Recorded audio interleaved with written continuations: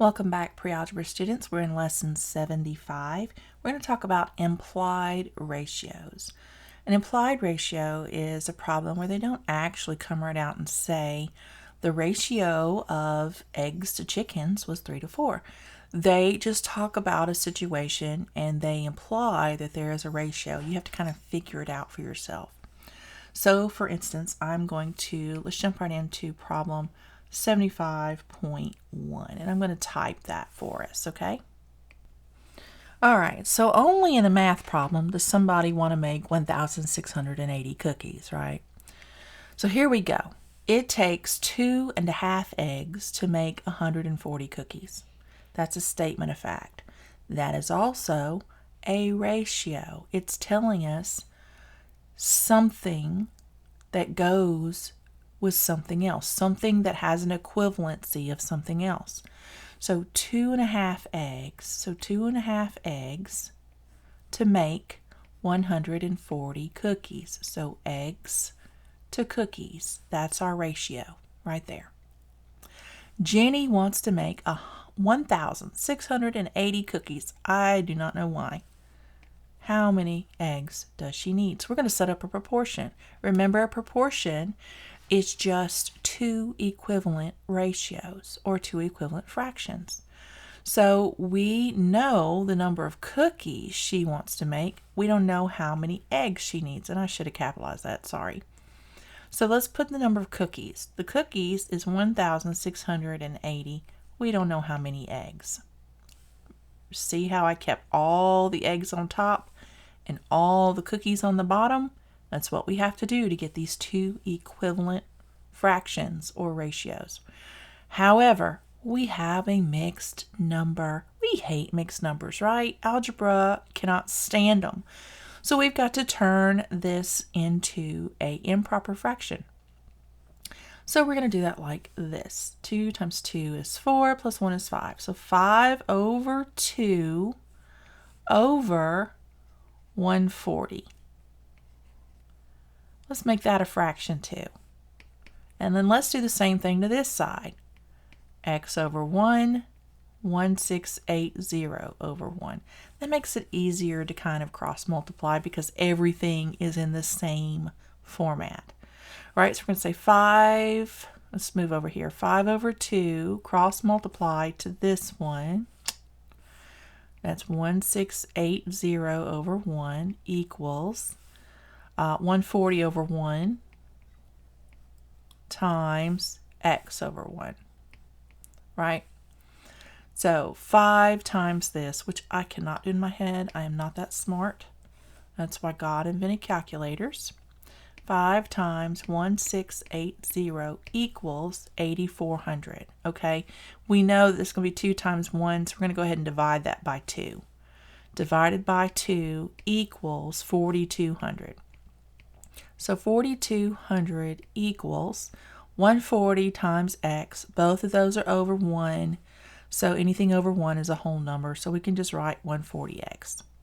Now we can divide everything by 140. Right? Let me pull my calculator back up. I still have 4,200 here. Divided by 140. That's 30. So it's going to take 30 eggs. 30 eggs to, let me erase this. I put 30 up here. 30 eggs to make this many cookies. Let's check and see. So I am going to pull up my calculator and I'm going to say 30 divided by 2.5 equals 12. Okay, so we have a scale factor of 12. So what that means is I should be able to multiply 12 times this number and get this number.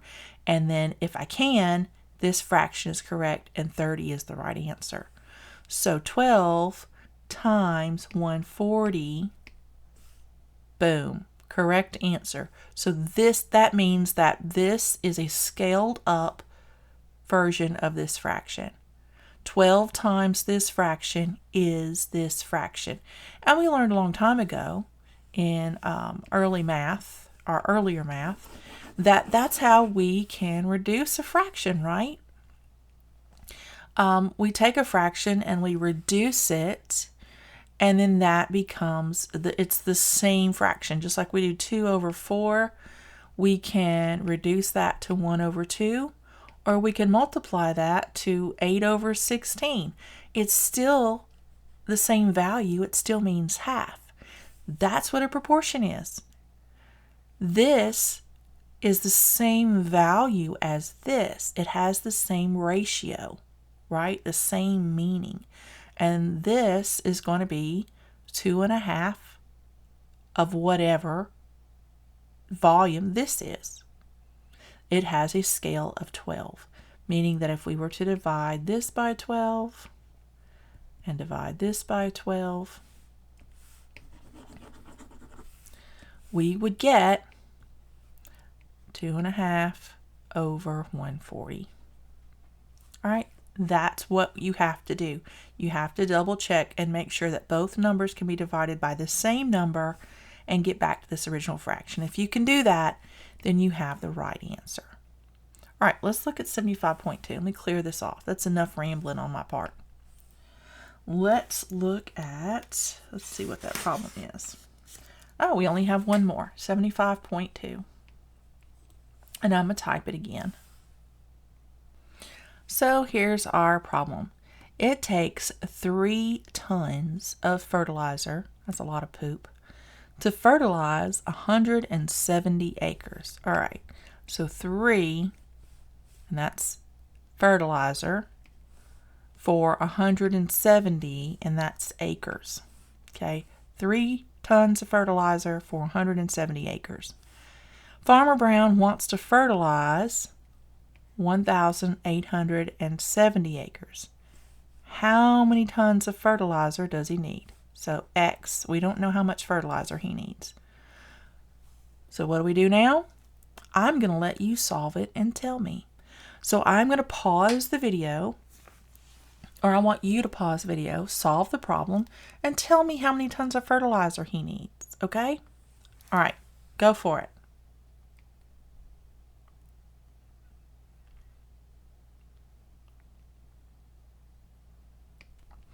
All right, so if you came up with the fact that Farmer Brown needs 33 tons of fertilizer, then you are correct. And if you checked your work and you said 3 over 170 equals 33 over 1870, and you figured out that 3 times 11 was 33, and then you multiplied 170 times 11 and you got 1870, then you were able to check your 2 ratios and make sure you had the right answer right here.